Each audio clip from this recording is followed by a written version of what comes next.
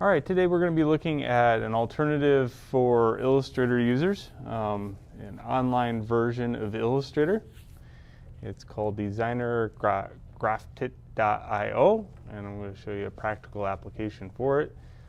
Just to get started with it, it's not a full tutorial, it's just, here's a couple tools to get you started and how to import an image into it. So I'm going to actually open this on a different tab. Okay. So it comes up, pops up like this.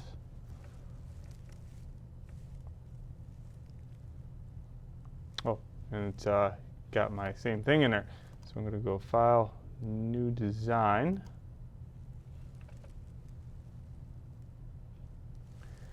And hopefully it saves my old one. So I'm going to say, go to here, and I'm going to choose 8.5 by 11. And I have the students recreating a logo right now. So I got them a really crappy scan. Now that goes to the graphic designer. Okay, so we're going to import that in. Again, that was under File, Import Place. And I'm holding Shift here to make this as big as possible. When you're working with vectors, it's kind of easier to work big and then shrink small later. Because it's a vector, there's no real pixel loss or anything like that. So we can just get really big on this. Here we go. On the snip, I can lock this, which is really nice. And then I can hit New Layer.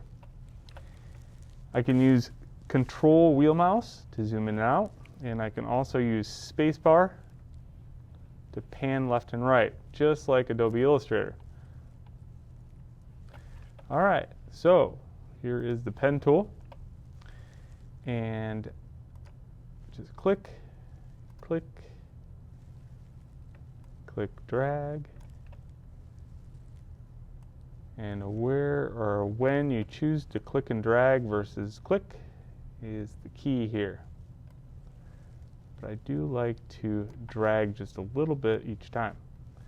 So I chose the D to give you an example because the D has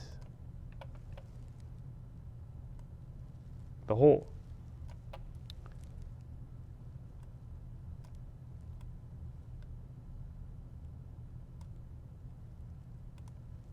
Okay. So now, got our shape. Let's go back to the selection tool. Click on this and lower the opacity of it. So now we can still see what we're doing. Okay, let's go back to the pen tool. And I could just make a new layer if I wanted to. But you'll see that they are path driven. So even if I decide to do that, it doesn't matter because they are able to select them over here. So I'm just going to keep with no layer, no extra layer.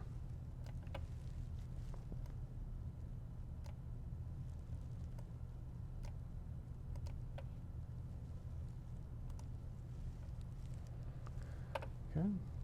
Now if we want to edit it, we can go to the sub-select tool.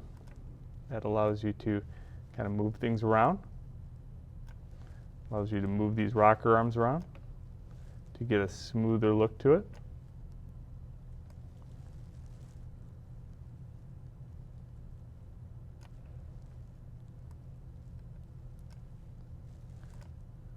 You can also edit on the curve itself without being on the pointer. All right, so I have two, right? I can hold Shift, select both paths, and go here and use the subtract or union. So this is what's nice about this program. I have Boolean operations. Bam, there we go. And now I can go and edit this curve if I want to, a little bit more finite. And I made a compound shape.